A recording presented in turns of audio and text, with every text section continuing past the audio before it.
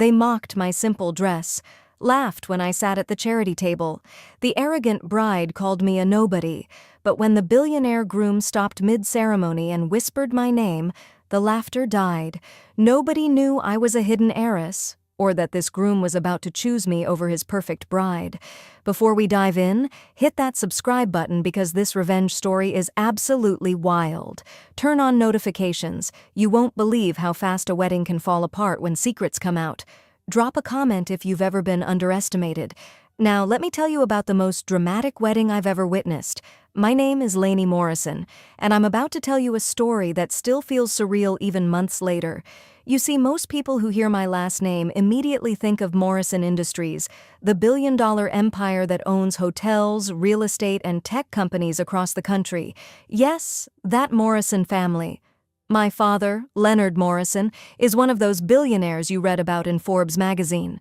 My older brother Nathan runs half the family business. And me? I'm the black sheep who walked away from it all. I left that gilded cage 6 years ago when I turned 21. I couldn't stand the fake smiles, the shallow conversations, the way people only saw dollar signs when they looked at me. Every friendship felt transactional. Every relationship felt like a business deal. So I disappeared, changed my phone number, moved to a modest apartment across town, and started working as a freelance graphic designer under a different name. My family was devastated, especially Nathan, but I needed to breathe. I needed to be just Lainey, not Lainey Morrison, heiress to a fortune. The only person who knew about my double life was Nathan. We'd meet secretly once a month at this little coffee shop nobody from our world would ever visit. He hated that I was living in a tiny apartment, working late nights to pay rent, eating ramen more often than I'd like to admit. But he respected my choice. That's the kind of brother he was. For 6 years, I lived quietly. I made real friends, people who liked me for my terrible jokes and my ability to binge-watch entire series in one sitting, not for my bank account. My best friend Maya was one of those people. She thought I was just a struggling artist trying to make it in the city. And in a way, I was. Maya and I met at a community art class, bonded over our shared love of bad reality TV, and became inseparable. She had no idea who I really was, and that's exactly why I treasured our friendship. 3 weeks ago, Maya called me with excitement in her voice. Her cousin was getting married at Sterling Heights Manor, one of the most exclusive venues in the state. She needed me there for moral support because, in her words, "My family is full of snobs who'll make me feel like garbage, and I need my best friend to keep me sane." How could I say no to that? The problem was Sterling Heights Manor. I knew that place. My family had hosted events there. The elite circles I'd escaped from frequented it. But Maya was begging, and I figured the chances of running into anyone who'd recognize me after 6 years were slim. I'd changed. No more designer everything, no more professional makeup and styled hair. I was just me. Simple, comfortable me. The day of the wedding arrived, and I chose my favorite powder blue dress. It was nothing fancy, just a soft, flowing dress I'd bought from a small boutique for $60. No jewelry except for a simple silver bracelet Maya had given me for my birthday. I pulled my hair into a loose bun and called it done. Maya picked me up, looking nervous in her rose-colored dress, and we drove to the venue together. Walking into Sterling Heights Manor felt like stepping back into a world I'd fought hard to leave. Crystal chandeliers hung from impossibly high ceilings. The gardens were decorated with thousands of white roses and golden ribbons. Ice sculptures sparkled near the champagne fountains. Women dripped in diamonds and designer gowns. Men wore custom suits that cost more than most people's monthly rent. And there I was, in my $60 dress, feeling oddly liberated by my simplicity. Maya's relatives descended on us immediately. Her Aunt Patricia took one look at me and raised a perfectly sculpted eyebrow. "Maya, dear, who's your friend?" The way she said "friend" made it sound like an insult. Maya introduced me, and I watched Patricia's eyes travel from my simple dress to my bare neck, to my comfortable flats. The judgment was instant and obvious. How quaint. Patricia said with a tight smile before floating away to greet someone more important. We were directed to our seats, and I had to suppress a laugh when I realized where they'd placed us. The very last table, tucked in the corner near the service entrance. Maya called it the charity table, where they seated the guests they were obligated to invite but didn't actually want present. Around us sat distant relatives nobody remembered, and plus ones nobody cared about. It was perfect, actually. Out of the spotlight, away from the scrutiny.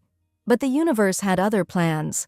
During the pre-ceremony cocktail hour, while Maya and I were sampling ridiculously tiny appetizers that probably cost $50 each, I felt eyes on me.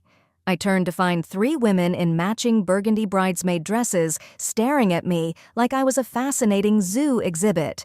The one in the middle, a tall blonde with a kind of face that screamed, "I've never been told no," approached with her friends flanking her like bodyguards. "Oh, honey," she said, her voice dripping with fake sweetness. "That dress is so unique. Where did you find it? A thrift store?" Her friends giggled on cue, like well-trained puppets. Maya stepped forward, defensive. "Her dress is beautiful, Natasha. Not everyone needs to spend thousands of dollars to look good." Natasha ignored Maya completely, her eyes locked on me. "And no jewelry? Not even earrings? Are you trying to make some kind of statement? Or is this all you could afford?" More giggles from her chorus. I smiled calmly. "I prefer simplicity. It's more comfortable." "Comfortable," Natasha repeated, as if I'd said something hilarious. "Well, at least you're honest about your budget constraints." Before I could respond, the bride herself appeared. Clarissa Whitmore. I recognized her immediately from her social media presence. She had millions of followers who watched her live her perfect life online. In person, she was even more stunning than her filtered photos, wearing a wedding gown that probably cost more than a car. Everything about her screamed wealth, status, and superiority. Clarissa looked me up and down with unconcealed disdain. "Girls, be nice. Not everyone can afford designer clothes." She said it loud enough for nearby guests to hear and turn our way. "We should be kind to those less fortunate." The condescension in her voice was thick enough to cut with a knife. Then she did something that made my blood run cold. She pulled out her phone, positioned herself next to me, and took a selfie. "This will be perfect for my social media," she announced. "Before and after wealth, a visual representation." She was typing as she walked away, and within seconds I saw several guests checking their phones and glancing at me with amusement. Maya pulled out her phone and showed me. Clarissa had already posted the photo with the caption, "Even charity cases attend weddings. Wedding day, blessed life, grateful." "I'm so sorry," Maya whispered, her face red with embarrassment and anger. "We can leave. We don't have to stay for this." But something in me had shifted. I'd spent 6 years avoiding this world, but watching these people, these cruel, shallow people, reminded me why I'd left in the first place. And suddenly I didn't want to run. I wanted to see how this played out. "We're staying," I told Maya. "Let them have their fun." What none of them knew, what nobody in that venue knew except maybe the universe itself, was that this wedding was about to become the most memorable disaster of the social season. Because I'd just recognized the groom in the photos displayed around the venue. Evan Sterling. My heart had nearly stopped when I saw his face on the welcome board. Evan Sterling, my brother Nathan's best friend from college, the man who'd practically lived at our mansion during university because his own family had nothing. The man Nathan had mentored, invested in, helped build from the ground up. The last time I'd seen Evan, I was 19 years old with braces and terrible fashion sense, hiding in the library whenever he came over because I had the world's most obvious crush on him. He'd never noticed me. I was just Nathan's awkward little sister. That was 7 years ago. Evan had been ambitious but humble back then, grateful for every opportunity Nathan gave him. Now, apparently, he was a billionaire groom marrying a social media princess at Sterling Heights Manor. A lot had changed. The ceremony was about to begin, and guests filed into the garden area where white chairs were arranged in perfect rows facing a flower-covered archway. Maya and I took our seats in the very back row. naturally, and I found myself unable to look away from the altar. Would Evan even recognize me? I'd changed so much. Gone was the awkward teenager. I'd grown into myself, learned who I was outside of my family name. But still, my hands trembled slightly as I waited. The music started. The processional began.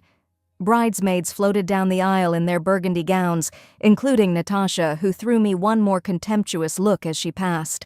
Then the groom entered from the side, and there he was. Evan Sterling had transformed from the eager college student I remembered into someone who commanded attention without trying. Tall, confident, handsome in his perfectly tailored suit, but there was something in his eyes, a sadness, maybe, or resignation, that didn't match the joy of a man about to marry the love of his life. He took his position at the altar, and the wedding march began. Everyone stood as Clarissa appeared at the entrance, and I had to admit, she looked like a fairy tale princess. Her gown was a masterpiece of lace and crystals, her veil trailing behind her like a cloud. She walked down the aisle with the smile of someone who'd won life's lottery, her eyes locked on Evan with possessive satisfaction. But Evan wasn't looking at her. His eyes had found someone in the crowd, and he'd gone completely still. I watched his expression shift from polite indifference to shock to something I couldn't quite read. And then, with a jolt that shot through my entire body, I realized he was looking at me.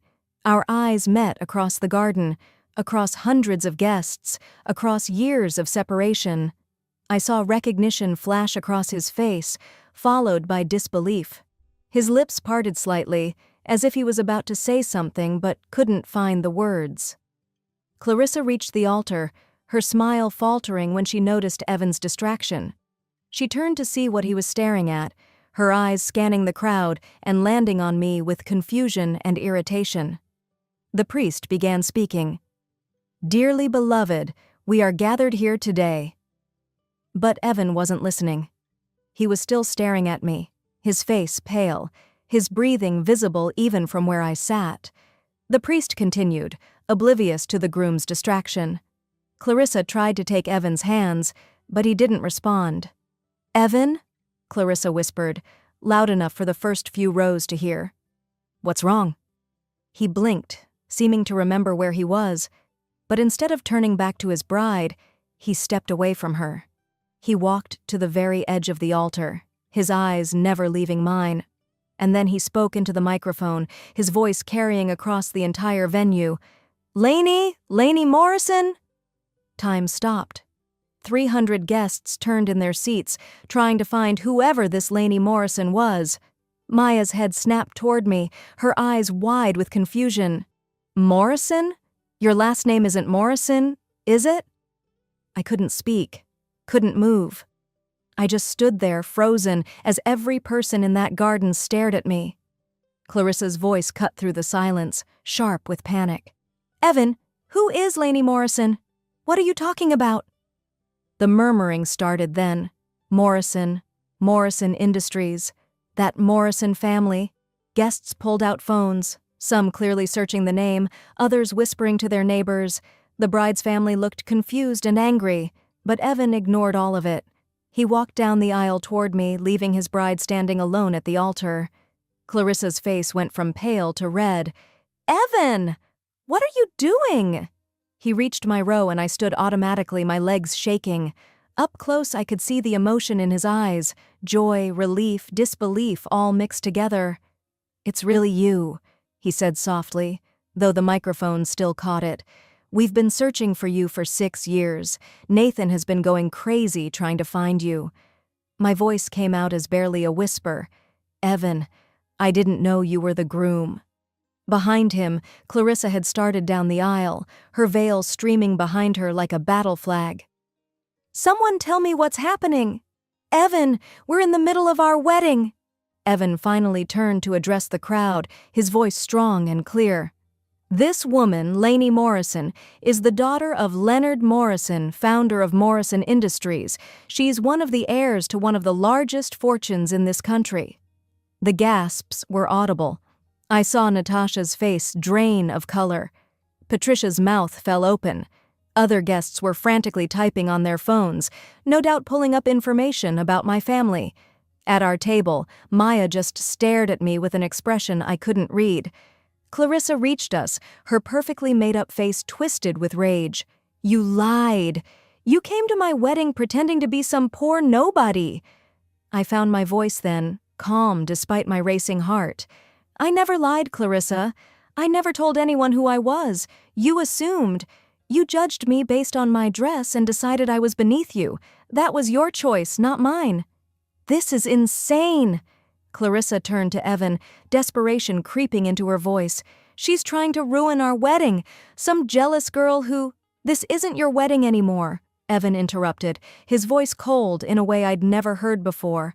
"Because I'm not marrying you, Clarissa." The crowd erupted in shocked whispers. Clarissa stumbled backward as if she'd been slapped. "What? Evan, you can't! We have 300 guests. Our families have contracts. You can't just—" "I can, and I am." Evan pulled the ring off his finger and held it out to her.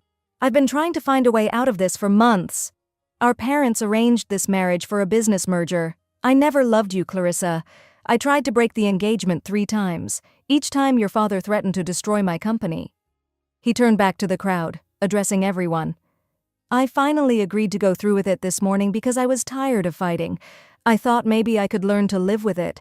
But then I saw Lainey sitting in the back, in that beautiful, simple dress, being herself without pretense or performance, and I remembered what actual goodness looks like." Clarissa was crying now, her mascara running, but there was more anger than sadness in her tears. "How dare you humiliate me like this? For her, she's nothing, just some poor girl playing dress up." "She's worth 100 of you," Evan said quietly, "and she doesn't need money to prove it." That's when Evan pulled out his phone. "I've been watching you for 6 months, Clarissa. I've seen who you really are when you think nobody important is looking." He tapped his screen, and suddenly the large display screens that had been showing romantic photos of the couple switched to video footage. The first video showed Clarissa screaming at the wedding planner, calling her incompetent and stupid, reducing the woman to tears. The second showed her throwing a piece of cake in the baker's face because the sample wasn't perfect enough.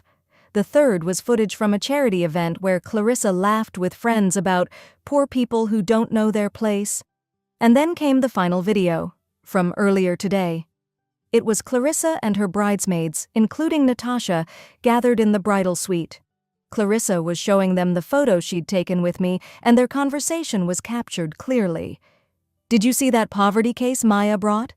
Clarissa's voice rang out from the speakers.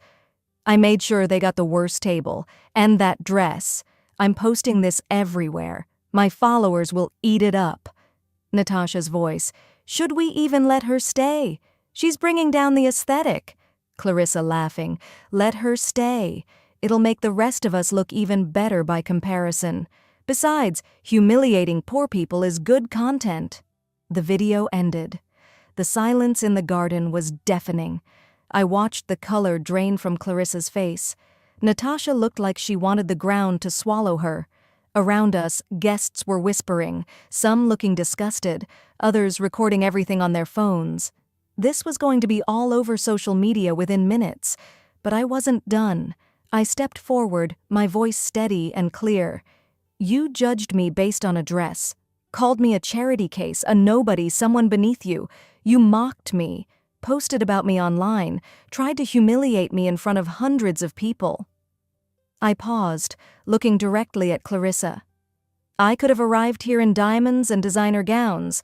I could have announced who I was the moment I walked in, but I chose not to, because I wanted to see who people really are when they think you're beneath them. I pulled out my own phone. I recorded every insult, every laugh, every cruel comment, and I have lawyers who would be very interested in your defamation and harassment. I turned to Natasha. "And your employer, that marketing firm you're so proud of, they have a strict anti-bullying policy, don't they? I wonder how they'd feel about this footage." Natasha's face went white. I'm sorry. I didn't mean—" "Yes, you did," I interrupted. "You meant every word. You just didn't think there would be consequences." Clarissa's father came rushing forward, a portly man with a red face. "This is outrageous. Evan, we have contracts, agreements. You can't just walk away." "Watch me," Evan said simply. "Sue me if you want. I have documentation proving this marriage was coerced through business threats. My lawyers will have a field day with your attempted extortion." He looked around at the crowd. "I apologize to all of you for wasting your time today, but I will not spend my life with someone who treats people like garbage. I've done many things to build my company, but marrying someone with such an ugly heart isn't one of them." Clarissa lunged forward, trying to slap me, but security, who'd been standing by uncertain what to do, finally intervened. They held her back as she screamed obscenities, her perfect bride image completely shattered. Her makeup was running, her veil torn from her struggle, her face contorted with rage. "You'll regret this!" she shrieked at both of us. "Both of you! I'll destroy you! My father will destroy you!" "Your father can try," Evan said calmly. "But somehow, I think he'll be too busy dealing with his daughter's very public meltdown. Look around, Clarissa. Everyone is recording this.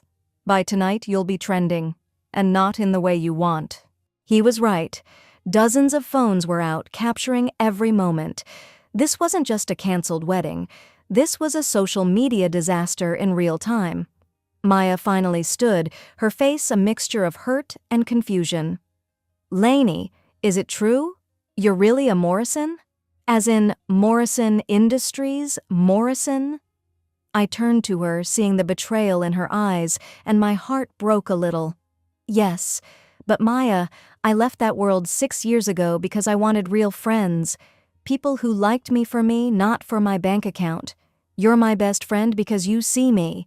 Just Lainey, the girl who cries at dog videos and can't cook to save her life. The girl who helped you move 3 times and stayed up all night when you had the flu. That's who I am. The money doesn't change that." "But you lied to me for 2 years," Maya said, her voice small. "I didn't lie. I just didn't tell you something that I didn't want to define me." I took her hand. "I'm still the same person I was this morning, the same person who's been your friend. The money doesn't change who I am, but knowing about it changes how people treat me. You've seen it yourself today. The second people found out, everything shifted." Maya was quiet for a long moment, processing. Then she squeezed my hand. "You're still buying the next round of coffee. Rich people should pay." I laughed, relief flooding through me. "Deal." Around us, the wedding had dissolved into complete chaos. Clarissa's family was having heated discussions with Evan's lawyers, who'd apparently been on standby. Guests were leaving in clusters, already on their phones, spreading the gossip. The bridesmaids had disappeared, probably trying to distance themselves from the disaster. Wedding staff stood around uncertainly, unsure if they should start cleaning up or wait for instructions. Evan touched my elbow gently. "Lainey, can we talk? Privately?" I glanced at Maya, who nodded. "I'll wait by the car. Take your time." Evan led me away from the chaos, to a quiet corner of the garden where roses climbed a white trellis. For a moment we just stood there, the sounds of the disintegrating wedding party distant behind us. "I never forgot you," Evan said finally. "Even when you were just Nathan's little sister hiding in the library. I thought you were kind, genuine, real. Everything this world isn't." He smiled sadly. "When you disappeared, Nathan and I both tried finding you. Private investigators, everything. It's like you vanished." "I needed to," I said softly. "I was drowning in that life, Evan. The expectations, the fakeness, the way everyone wanted something from me. I needed to figure out who I was without the Morrison name attached." "And did you? Figure it out?" I thought about my small apartment, my freelance work, my friendship with Maya, the quiet life I'd built. "Yes. I'm happy, Evan. Really happy. I don't have much, but what I have is real." He nodded slowly. "I envy that. I built an empire, but somewhere along the way, I lost myself. When Clarissa's father threatened my company, I actually considered marrying someone I didn't love just to protect my business. What does that say about me?" "It says you're human," I replied. We all compromise sometimes, but you didn't go through with it. That counts for something. Evan turned to face me fully, his expression serious. Lainey, I know this timing is terrible. I just walked away from my own wedding. You probably think I'm insane, and we haven't seen each other in 7 years. But can I take you to dinner? As equals, not as your brother's friend or as the guy you used to have a crush on. You knew about that? I felt my face flush. He laughed, the first genuine laugh I'd heard from him all day. Nathan told me years later, I was an idiot for not noticing. His expression softened. I'd like to get to know the woman you've become, Lainey. The real you, not the heiress version. Would you give me that chance? I looked at this man who'd just sacrificed a business merger, risked his company, and publicly humiliated himself, all because he couldn't marry someone cruel, who'd defended me when I didn't ask for it, who looked at me in my simple powder blue dress like I was wearing a ball gown. You're paying, I said with a smile. You just escaped an expensive wedding. You can afford one dinner. His answering grin was worth everything. That was 6 months ago. The aftermath was, as Evan predicted, spectacular. Clarissa's social media did indeed explode, but not in the way she wanted. The videos of her cruelty went viral. She lost sponsorships, followers, and respect. Her father's business took a hit when his extortion tactics came to light. Last I heard, she'd moved to Europe to escape the scandal. Natasha was fired from her marketing firm within a week when the footage of her bullying went public. The other bridesmaids quietly deleted their social media accounts. As for me, I'm still living in my modest apartment, still doing graphic design, but now I'm openly connected to my family again. Nathan cries every time he sees me, happy tears, but still annoying. My father respects my choice to live simply, though he insists on paying for my health insurance because that's non-negotiable, Lainey. Evan and I are dating. It's slow, genuine, and based on who we actually are, rather than who the world expects us to be. He sold half his company and started a non-profit that helps young entrepreneurs from disadvantaged backgrounds, people like who he used to be. I help run the graphic design for it. Maya is still my best friend. She runs our small design business together now, and she never lets me forget the day she found out her broke friend was actually a secret billionaire. She makes jokes about it constantly, which is exactly why our friendship works. The lesson in all of this? Never judge someone by their appearance, that nobody in the corner might be the most powerful person in the room, and more importantly, true class has nothing to do with money. It has everything to do with how you treat people when you think nobody important is watching, because someone is always watching, and sometimes that someone is about to become the most important person in your life. If this story taught you anything, let it be this: kindness costs nothing, but cruelty costs everything. Hit that like button if you enjoyed this story, subscribe for more incredible tales, and comment below. Have you ever been underestimated? How did you prove them wrong? Thanks for watching. I'm Lainey, and remember, the best revenge is becoming your best self while others are busy trying to tear you down.